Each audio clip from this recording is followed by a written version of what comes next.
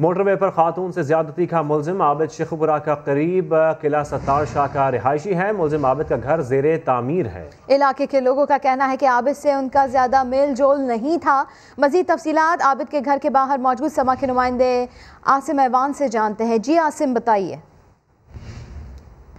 सत्तार शाह से मुल्हिका आबादी गाजी कोट में डकैती और ज्यादती के मुलजिम आबिद के घर के बाहर मौजूद हूँ। ये उसका घर है जिसमें वो रहता था अपनी फैमिली के हमरा। इलाका मकीनों के मुताबिक वो यहाँ पे पिछले 6 माह से रह रहा है, जो कि उसका अपना घर है। इससे पहले वो 2 साल तक मुख्तलिफ किराए के घरों में रहता रहा। इलाका मकीनों के मुताबिक उसकी आमदनी के ज़राए भी नामालूम हैं। जी ठीक है, आपका शुक्रिया। CCPO लाहौर उमर शेख की करियर में 7 बार कारकर्दगी रिपोर्ट मनफी आ चुकी है। इस्लामाबाद हाई कोर्ट में इस्टेब्लिशमेंट डिवीजन की रिपोर्ट ने मुतनाज़ा बयान देने वाले अफसर का पोल खोल दिया। अदालत ने उमर शेख की तरक्की ना मिलने के खिलाफ दरखास्त पर फैसला महफूज कर लिया है। सुहेल रशीद की रिपोर्ट देखिए। CCPO लाहौर उमर शेख वही जो मोटरवे ज्यादती केस के बाद मुजरमों को ढूंढने के बजाय उल्टा ये कहते रहे कि खातून वहां गई ही क्यों थी। मौसूफ सरकारी कागजों में खराब कारकर्दगी के लिए जाने जाते हैं। इस्टेब्लिशमेंट डिवीजन का रिकॉर्ड तो यही कहता है। उमर शेख ने ग्रेड 21 में तरक्की न मिलने के खिलाफ इस्लामाबाद हाई कोर्ट में दरखास्त दायर की थी। प्रमोशन से मुतल्लिक सेंट्रल सिलेक्शन बोर्ड की जानिबदारी पर सवालात उठाए तो अपनी जगह तरक्की पाने वाले एडिशनल IG राय ताहिर नवाज पर भी इल्जाम लगाए कि वो तो सानह सहवाल के जिम्मेदार थे और मुर्तजा भुट्टो के इसमें भी मुलविस। लेकिन जवाब में एस्टेब्लिशमेंट डिवीजन ने उनकी कारकर्दगी का भांडा फोड़ दिया। उमर शेख की कारकर्दगी 2015 में आउटस्टैंडिंग से कम होकर माज गुड के दर्जे तक आ गई। मजबूरी तौर पर 7 रिपोर्ट्स में उनकी कारकर्दगी सवाल पसीर पाई गई। इसलिए उनकी तरक्की लेने के लिए दायर की गई दरखास्त खारिज की जाए। चीफ जस्टिस अतर मिनल्ला ने दरखास्त पर फैसला महफूज कर लिया है। मुस्लिम लीग नून ने मुतनाज़े बयान देने पर CCPO लाहौर को फौरी तब्दील करने का मुतालबा कर दिया। लाहौर में न्यूज़ कॉन्फ्रेंस में एहसन इकबाल ने उस्मान बुज़दार को वाक़े का जिम्मेदार करार दिया। ख्वाजा आसिफ कहते हैं मुआशरती जवाल इस सतह पर आ गया है कि पुलिस अब जराइम की वजाहत तलाश करने लगी है। मोटरवे पर खातून से ज्यादती, लीगी रहनुमा एहसन इकबाल ने उस्मान बुज़दार को जिम्मेदार करार दे दिया। लाहौर में न्यूज़ कॉन्फ्रेंस में कहा CCPO लाहौर को शोकॉज से जख्मों पर मरहम नहीं रखा जा सकता। CCPO को जिसने इस खातून के हवाले से इतने नाजेबा अल्फाज इस्तेमाल किए, उसका वजूद जब तक अपने मनसब पे है, पाकिस्तान की हर माँ, हर बहन और हर बेटी की वो तौहीन है। सियालकोट में मीडिया से गुफ्तगू में ख्वाजा आसिफ बोले, इक़्तिदार की पामाली इस बात का पता दे रही है कि मुआशरे पर जवाल आ चुका। ये भी इस बात की निशानदेही करती है या शहादत देती है, ये जो बात उन्होंने की कि पुलिस की सोच जो है वो किस तरह उसमें अवाम के लिए हमदर्दी ख़त्म हो चुकी है और वो जुराइम की भी जस्टिफिकेशन जो है वो तलाश करने की कोशिश कर रहे हैं। लीगी रहनुमाओं का यही कहना है कि तहरीक इंसाफ की हुकूमत अवाम के जानो माल के तहफ़्फ़ुज़ में मुकम्मल तौर पर नाकाम हो चुकी है। आगे बढ़े और आपको बताएं, कराची में पीर बुखारी कॉलोनी में ज्यादती के बाद कत्ल होने वाली 5 साला बच्ची के कत्ल की तहकीकात ने सिंध की फॉरेंसिक साइंस लेबॉर्ट्रियों की कलाई खोल दी। 5 रोज गुजरने के बावजूद 30 मुश्तबा अफराद के DNA की रिपोर्ट जारी ना हो सकी। सिंध पुलिस ने इस हाई प्रोफाइल केस में जमा किए गए मुश्तबा अफराद के DNA samples Punjab forensic science agency भेजने का फैसला किया है। तफसील जानेंगे समा के नुमाइंदे आमिर मजीद से। आमिर, 5 रोज गुजर गए हैं लेकिन तहकीकात बिल्कुल भी आगे नहीं बढ़ी हैं। जी बिल्कुल, बहुत बड़ा जो है ये सानिया था, एक बड़ा वाक़या था, हाई प्रोफाइल केस है। 5 साला बच्ची को ज्यादती के बाद कत्ल किया गया। बड़ी हायत बनी, तमाम सूबाई वफाकी वज़रा जो कराची में है, गवर्नर सिंध उनके घर पे गए, उनको इंसाफ की यकीन दहानी कराई, लेकिन जो तहकीकात हैं वो 1 इंच भी आगे नहीं बढ़ पाई। 30 अफराद के DNA सैंपल जामिया कराची के international centre for chemical and biological science centre जो है वो भेजे गए थे। 5 रोज गुजरने के बाद भी वहां से रिपोर्ट नहीं आई, जिसके बाद अब ये sample Lahore university of medical sciences Jamshoro भेजे गए हैं, Liaquat university of medical sciences भेजे गए हैं। वहां पे भी अभी ताहाल जो है रिपोर्ट जारी नहीं हुई और अब ये फैसला किया है कि इन जो सैंपल्स हैं इनको पंजाब फोरेंसिक साइंस एजेंसी भेजा जाएगा। 30 मिनट के अंदर एक सैंपल का रिजल्ट देती है पंजाब फोरेंसिक साइंस एजेंसी, जिसके बाद जो है ये केस बहुत जल्दी हल हो जाएगा। अब तक जो सिंध की जो फोरेंसिक साइंस लेबॉर्ट्रीज हैं, जो जामशोरो में हैं, जो कराची में हैं, उनकी जो कारकर्दगी है वो मायूस कुन रही है। ताहाल DNA के कोई रिजल्ट सामने नहीं आए। 30 मुश्तबा अफराद हैं जिनको अभी भी कस्टडी में रखा हुआ है, लेकिन उनके सैंपल आने के बाद ही उनकी जो है गिरफ्तारी या उनको छोड़ने का जो है वो फैसला किया जाएगा। ठीक है, DNA samples Punjab forensic science agency भेजने का फैसला किया गया है। बहुत शुक्रिया आमिर। खवातीन की असमत दरी के मुजरिम को सरेआम फांसी देने का मुतालबा किया जाता है। पाकिस्तान में 34 साल पहले एक मुजरिम को सरेआम फांसी दी गई थी, जो मंजर 30,000 लोगों ने देखा था। ये तारीखी वाक़या है 1986 का। मुजरिम का नाम दोस्त मोहम्मद, जगह थी मियाँ वाली स्टेडियम, जहां मुजरिम की लाश फांसी घाट पर झूलती 30,000 लोगों ने देखी। 1976 में दोस्त मोहम्मद ने एक शादीशुदा खातून को ज्यादती के बाद कत्ल कर दिया था, जिस पर उसे मियाँ वाली स्टेडियम में 30,000 लोगों के दरमियान 15 मिनट तक फांसी पर लटकाया गया। ये मंजर देखने वालों में एक शहरी अहमदीन भी शामिल थे, जिन्होंने समा को आंखों देखा हाल बताया। यहाँ पे जनूबी गेट से दोस्त मोहम्मद नामी शख्स को लाया गया था स्टेडियम में, और यहाँ पर उसकी फांसी सरेआम लगाने का इंतज़ाम किया गया था।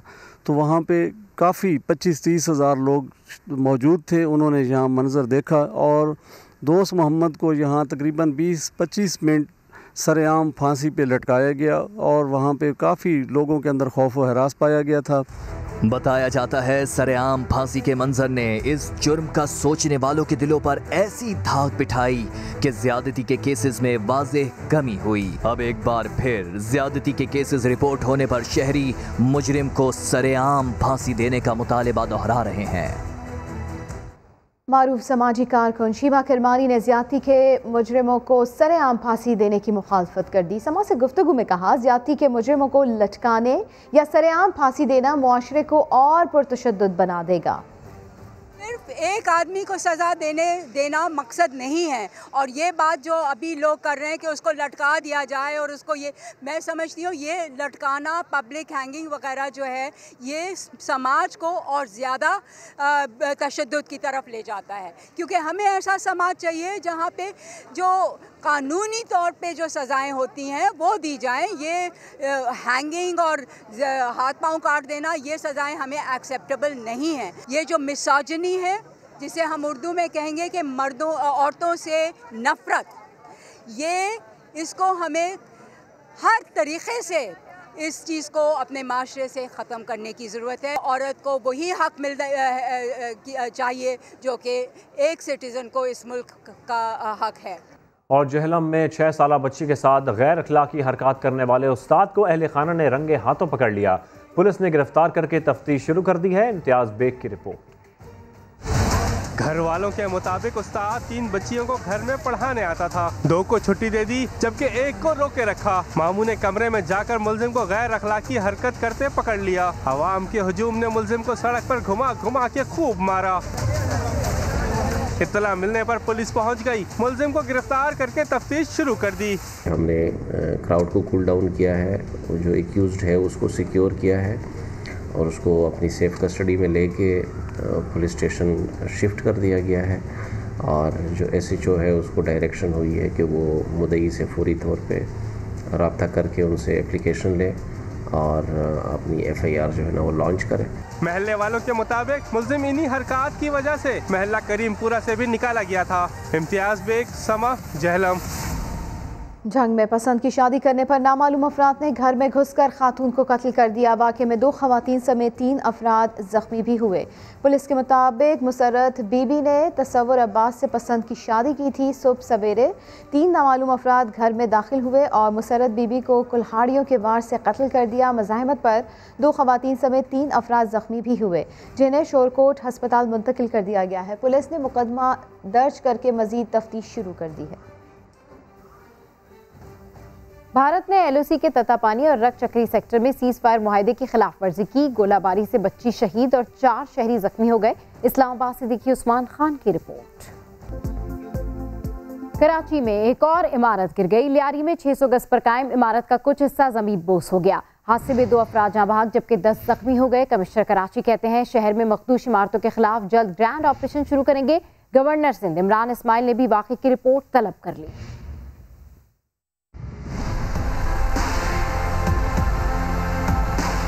कराची में इमारतें गिरने के वाकयात में इजाफा। लियारी कोयला गोदाम टांगा स्टैंड के करीब भी सुबह 10:30 बजे 2 मंजिला इमारत का कुछ हिस्सा गिर गया, जिसके बाद रेस्क्यू इदारों को फौरी तलब कर लिया गया। 600 गज पर तामीर इस इमारत का 200 गज पर कायम हिस्सा गिरा, जिसके मलबे से 2 अफराद की लाशें जबकि 10 जख्मियों को निकालकर अस्पताल मुंतकिल किया गया। कमिश्नर कराची सुहेल राजपूत ने मुतासरा इमारत के दौरे के बाद मीडिया को बताया कि 600 गज पर बनी इमारत को पूरा गिराया जाएगा।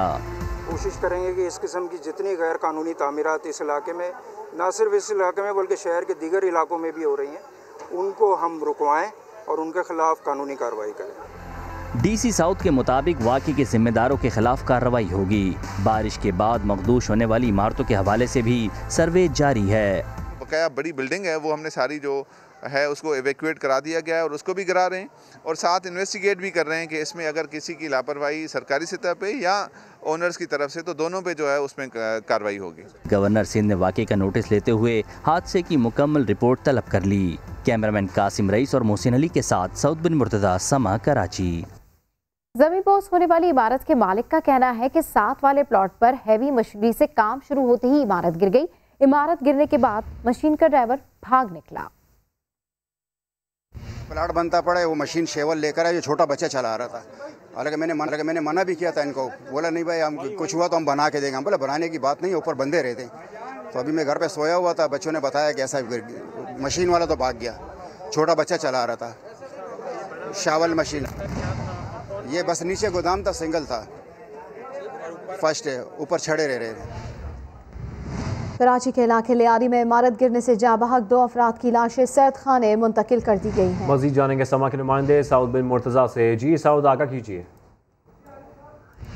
जी बिल्कुल, लियारी में आज अफसोसनाक वाक़या पेश आया जहाँ पर 2 मंजिला इमारत मुनद्दम हुई, जिसमें 2 अफराद जाँ बहक और 10 अफराद ज़ख्मी हुए थे, जिनको ज़ख्मी और मरने वालों को सिविल ट्रामा मुंतकिल किया गया था, जहाँ पर 3 ज़ख्मियों को तिब्बी सहूलियात फराम की। कमिश्नर कराची सुहेल राजपूत ने भी सिविल अस्पताल में ज़ख्मियों की अयादत की और जो अहल खाना थे, लवाहिकीन थे, उनसे मुलाकात की। दोनों लाशों को यहाँ से मूसा लेन जो सर्द खाना है वहाँ पर मुंतकिल कर दिया गया और रेस्क्यू के हुकाम के मुताबिक उनकी मदद से इन दोनों लाशों को आबाई इलाके और गाँव केपी के मुंतकिल किया जाएगा, जबकि तमाम मजदूर तबका था जो यहाँ पर किराए पर रिहाइश पजीर था, जो ज़ख्मी होने वाले अफराद थे, उनको भी तिब्बी इमदाद के बाद यहाँ से रवाना कर दिया गया है। जी, इसी पर आपको मजीद अपडेट्स देंगे कि मुतासरा इमारत के दौरे पर आई SBCA की टीम और शहरियों के दरमियान तल्ख कलामी हुई है। सऊद बिन मुर्तज़ा से ही बात कर लेते हैं।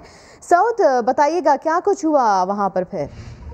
जी बिल्कुल, देखें, इस वाक़े के बाद SBCA के जो डायरेक्टर हैं अली मेहदी काज़मी वहाँ पर पहुँचे थे अपने अमले के हमरा वहाँ पर, तो जिस पर जो इलाका मकीन थे वो मुश्तइल हो गए और उन पर इल्ज़ामात लगाते रहे कि ये लोग पैसे लेते हैं और उनसे जो है इनकी बहस हो गई, तल्ख कलामी हो गई, जिसमें जो देखा भी जा सकता है, जिस पर जो डायरेक्टर थे SBCA के और जो अमला था वो उनको मना करता रहा कि ऐसा कुछ नहीं है, हमने कोई पैसे नहीं लिए, कच्ची आबादी थी और ये बिल्डिंग भी कच्ची बनी हुई थी, इस पर जो बिल्डिंग कंट्रोल के जो लॉज हैं वो इम्प्लीमेंट नहीं होते, जिस पर ये इल्ज़ाम लगाते रहे शहरी के ये लोग पैसे लेके ज़मीन इस तरह की जो है इमारतें खड़ी कर देते हैं जो गिर जाती है और इंसानी जानों का ज़िया होता है, जिस पर जो अमला था उसने काम भी रोक दिया था, जिसके बाद आज पुलिस और रेंजर्स वहाँ पर पहुंची और तो तमाम अफराद को वहाँ से हटाया और उसके बाद हैवी मशीन से दोबारा काम शुरू किया। बहुत शुक्रिया सऊद, अपडेट किया आपने।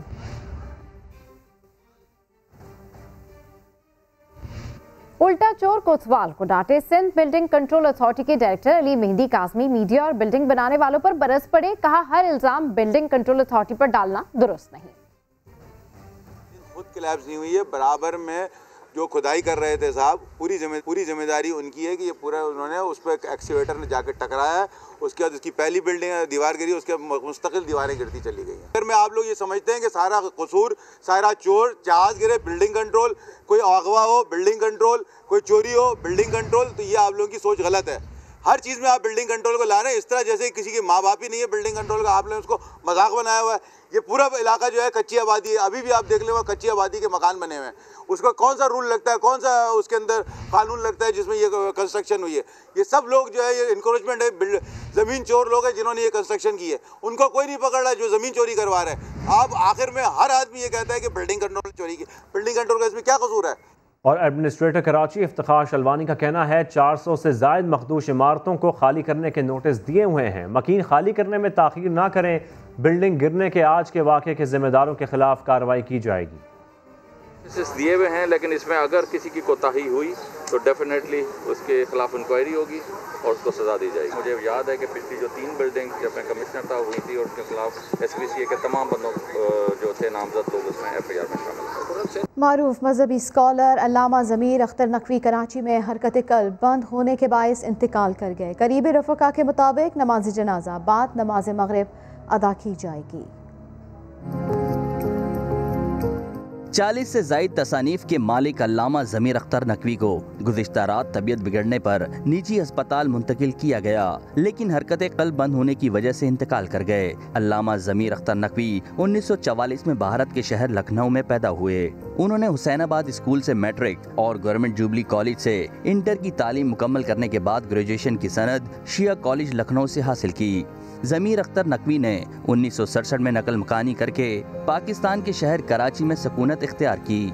शायरी और उर्दू अदब समेत मुख्तलिफ मौज़ूआत अल्लामा ज़मीर अख्तर नकवी का खासा रहे। कराची में अल्लामा ज़मीर नकवी के इंतकाल पर अहल खाना, रिश्तेदार और चाहने वाले गम से निढाल हैं। उनकी नमाज जनाजा बाद नमाज मगरिब अंचोली की इमाम बारगाह से मुत्तसिल ग्राउंड में अदा की जाएगी। आपको बताएं, मारूफ मजहबी स्कॉलर अल्लामा ज़मीर अख्तर इंतकाल कर गए। अल्लामा ज़मीर अख्तर के अहल खाना, रिश्तेदार और चाहने वाले गम से निढाल हैं। अल्लामा ज़मीर अख्तर की नमाज जनाजा बाद नमाज मगरिब अदा की जाएगी। नमाज जनाजा अंचोली की इमाम बारगाह से मुत्तसिल ग्राउंड में अदा की जाएगी। अल्लामा ज़मीर अख्तर की तदफीन वादिया हुसैन कब्रिस्तान में होगी। आपको बताते चलें, कराची में अल्लामा ज़मीर नकवी के इंतकाल पर अहल खाना, रिश्तेदार और चाहने वाले गम से निढाल हैं। तर्जुमान महकमे मौसमियात खालिद मलिक का कहना है कि बारिश बरसाने वाला सिस्टम मुल्क में आइंदा 4 से 5 रोज़ तक मौजूद रहेगा, लेकिन इसकी शिद्दत इंतहाई कम होगी। 17 से 19 सितंबर तक कराची के नवाही इलाकों में हल्की बारिश का इम्कान है। कराची के ईस्ट पे एक वेदर सिस्टम मौजूद था। बदीन, सरपारकर, उमरकोट में रेन हुई और फिर ये काफ़ी हद तक डिसिपेट हो गया। अभी यहाँ पे जो सिस्टम मौजूद है उसकी शिद्दत में काफ़ी हद तक कमी हो चुकी है और आने वाले 4 से 5 दिन तक इस सिस्टम की यहाँ पे मौजूदगी रहेगी, लेकिन इसके कराची साइड पे हिट करने के बहुत लिमिटेड चांसेस हैं और ओनली यही पॉसिबिलिटी है कि आपको 17, 18 या 19 को लाइट रेन, वो भी कराची के जो ईस्ट साइड है जिसमें लांडी या गुलशन हदीद है उन एरियाज में होगी। बाकी कराची में किसी अच्छे वेदर सिस्टम की कोई चांसेस नहीं है आने वाले अगले वीक में। खबरों का सिलसिला जारी है, अभी शामिल करेंगे एक ब्रेक, साथ रहिएगा। Welcome back. Muslim League Noon के रहनुमा हमजा शहबाज जेल में कोरोना वायरस का शिकार हो गए। शहबाज शरीफ और दीगर पार्टी रहनुमाओं ने उन्हें जल्द अस्पताल मुंतकिल करने का मुतालबा किया है। मरियम नवाज ने सवाल उठाया है कि काल कोठरी में बंद तन्हा कैदी कोरोना वायरस की जद में कैसे आ गया। कोट लखपत जेल में कैद हमजा शहबाज भी कोरोना वायरस से न बच सके। पार्टी के मुताबिक उनका कोरोना टेस्ट मुस्बत आ गया है। मनी लॉन्ड्रिंग और रमजान शुगर मिल्स केस में हमजा शहबाज जेल में हैं। कई रोज से बुखार में मुब्तला होने की वजह से उन्हें अदालत में भी पेश नहीं किया गया था। उनके कोरोना टेस्ट की रिपोर्ट मुस्बत आने पर शहबाज शरीफ ने तशवीश का इजहार किया और कहा कि मुशर्रफ दौर में मुकदमात का डट कर मुकाबला करने के बाद हमजा अब नैब न्याजी गठजोड़ के सियासी इंतकाम का जुर्रतमंदी से सामना कर रहे हैं। पार्टी रहनुमाओं ने इल्जाम आयद किया कि हमजा शहबाज को इंतकामी कार्रवाई का निशाना बनाते हुए तिब्बी सहूलतों से महरूम रखा जा रहा है। इस हुकूमत की आगाज इंतकाम है और इसकी इंतहा इंतकाम है। ये नफरत, इंतकाम, हसद के अलावा कुछ और नहीं जानता जिस शख्स का नाम इमरान अहमद न्याजी है। इस मामले पर मरियम नवाज भी खामोश ना रही। अपने ट्वीट में कहा कि जाबराना दौरे हुकूमत में सियासी मुखालिफिन को गैर इंसानी हालात में रखा जा रहा है। उनके भाई हमजा इस जुल्म का ताज़ा तरीन शिकार हैं। उन्होंने कहा कि अभी ये तहकीक होना बाकी है कि नवाज शरीफ के लिए घर का खाना बंद करके नैब उन्हें खाने में क्या देता रहा, जिसकी वजह से उनकी बीमारी में अचानक शिद्दत आ गई। नून लीग ने हमजा शहबाज को फौरी तौर पर इत्तफाक अस्पताल मुंतकिल करने के लिए एडिशनल चीफ सेक्रेटरी दाखिला को खत लिख दिया है। इस पर मजीद बात करेंगे समा के नुमाइंदे आरिफ मलिक से। आरिफ, मजीद क्या लिखा गया है खत में? जी अतातारड़ की तरफ से लिखा गया खत है। हमजा शहबाज को जो है वो इत्तफाक अस्पताल में जो मुंतकिल किया जाए, क्योंकि हमजा शहबाज को जो है वो कोरोना टेस्ट जो उसका मुस्बत आया है उसके ऊपर तशवीश का इजहार भी किया गया है और ये एक लेटर लिखा गया है डिप्टी सेक्रेटरी इत्तलात अता तारड़ की तरफ से। उसमें कहा गया है कि इन्हें फौरी तौर पर जो है इत्तफाक अस्पताल मुंतकिल किया जाए। मेडिकल रिकॉर्ड जो है उधर इत्तफाक अस्पताल में मौजूद है, इसी वजह से वहाँ पर इन्हें शिफ्ट किया जाए। उनके जो डॉक्टर हैं डॉक्टर रिजवान अख्तर, वही उनका बेहतर इलाज कर सकते हैं। ठीक है, इत्तफाक अस्पताल मुंतकिल करने का मुतालबा कर दिया गया है। बहुत शुक्रिया आपका आरिफ। वज़ीर आला सिंध मुराद अली शाह कहते हैं 2017 की हल्का बंदियाँ अब नहीं चलेंगी, नई हल्का बंदियों के बाद ही बल्दियाती इंतखाबात कराए जाएंगे। होनी है पहले, और डिलिमिटेशन होने से पहले जो सेंसस है उसको CCI ने अप्रूव करना है, इसलिए कि कानून में है कि जो लेटेस्ट सेंसस है उसके तहत डिलिमिटेशन होगी, यानी जो हल्का बंदियाँ होंगी। इस वक्त जो नोटिफाइड सेंसस है अप्रूव वो 1998 का है। अब 1998 के सेंसस में तो इंतखाबात हो नहीं सकते। जो 2018 के जनरल इलेक्शन हुए थे उसमें वन टाइम वेवर, यानी एक बार सिर्फ आइन में इजाज़त दी थी कि 2018 के इलेक्शन के लिए वो 2017 वाला जो मरदमशुमारी थी उसको अपनाया जाए। तो जब तक वो CCI नोटिफाई नहीं करती नेक्स्ट स्टेप होगा नहीं। जब डिलिमिटेशन हो जाएगी उसके बाद जो कानून कहता है 120 दिन में तैयार हो जाएगा। आज़ाद कश्मीर की शॉन्टर वैली इन दिनों सयाहों की तवज्जो का मरकज़ है। यही वजह है कि कराची समेत पाकिस्तान के मुख्तलिफ शहरों से खवातीन भी बुलंद पहाड़ों की सैर के लिए पहुँच गई हैं। अमीरुद्दीन मुगल की रिपोर्ट। बुलंद व बाला पहाड़, बहते झरनों और झीलों की सरजमीन, वादी नीलम का खूबसूरत इलाका शॉन्टर जो सयाहों के लिए कशिश का बाइस है। सरसब्ज़ शादाब वादियाँ और हसीन हो गईं। कोशिश है मेरी कि हर पाकिस्तान का एरिया देखूं, तो शॉन्टर वैली तो बहुत हसीन है। हमें बताया था, पिक्चर्स में देखा था, हाँ अच्छी है, खूबसूरत है, लेकिन जो देखा था पिक्चर्स में उससे कई ज़्यादा हसीन है। पहाड़ों पर पहुंचकर सिन्फ़े नाजुक ने साबित कर दिया कि वो भी किसी से कम नहीं। हम लोग का पर्पस ऐसा होता है कि हम नई नई जगहों पे जाएं और ऐसी जगहों पे जाएं जहाँ पर अक्सर लोग हमें बोलते हैं कि आप ना वहाँ पर जा नहीं सकती, वहाँ पर ना खवातीन ही जा सकते। तो फिर हमें ये प्रूव करने के हम कुछ भी कर सकते हैं। शॉन्टर वैली पहुँचने के लिए वादी नीलम के इलाके कील से 2 घंटे जीप का सफर करने के बाद सयाह पैदल भी चलते हैं। उनका कहना है कि खस्ता हाल सड़कों की मरम्मत और रिहाइश की सहूलतें भी बहम पहुँचाई जाएं। अमीरुद्दीन मुगल, समा, वादी नीलम, आज़ाद कश्मीर। फिल वक्त इतना ही, एक ब्रेक के बाद हाजिर होंगे हेडलाइंस के साथ। आप देखते रहिए समा।